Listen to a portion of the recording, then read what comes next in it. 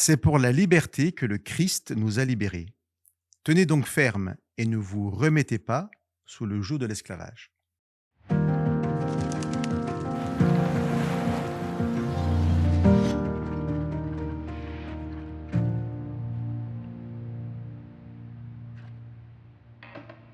La Bible en français courant propose cette traduction.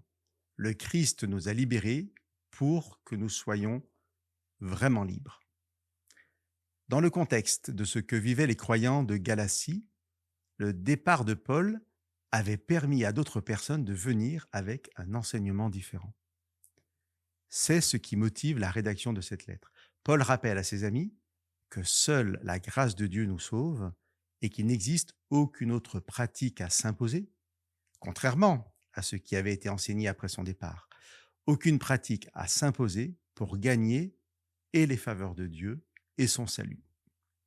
Et qu'il n'existe de façon radicale aucun autre Dieu.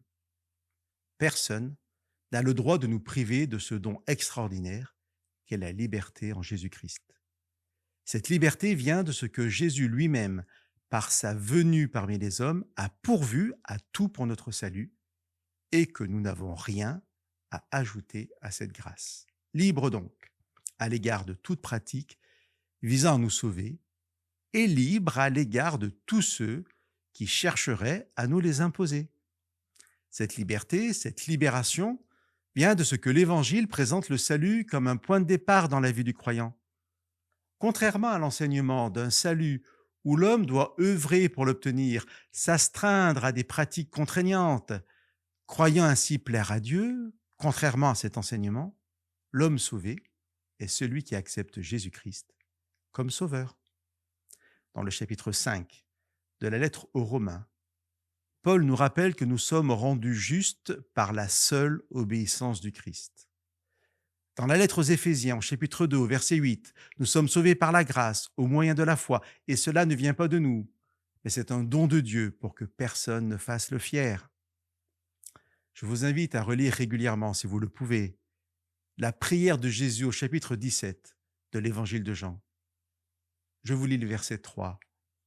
La vie éternelle, c'est qu'ils te connaissent, toi, le seul vrai Dieu, et celui que tu as envoyé, Jésus-Christ.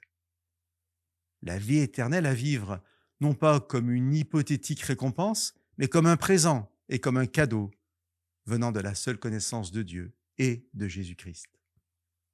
Chers amis, au verset 13 de ce chapitre 5 de sa lettre aux Galates, Paul précise « Mais vous, frères et sœurs, vous avez été appelés à la liberté. Seulement, ne faites pas de cette liberté un prétexte pour vivre selon les penchants humains. Au contraire, laissez-vous guider par l'amour pour vous mettre au service les uns des autres. » Bien évidemment, et j'ai envie de dire, la vraie liberté n'est pas de faire ce que je veux et de faire quelque chose qui pourrait nuire à l'autre. La vraie liberté, c'est être en capacité et dans la joie d'accomplir ce que l'on a compris de la volonté de Dieu, non pour être sauvé, mais parce que nous le sommes. Que Dieu vous bénisse.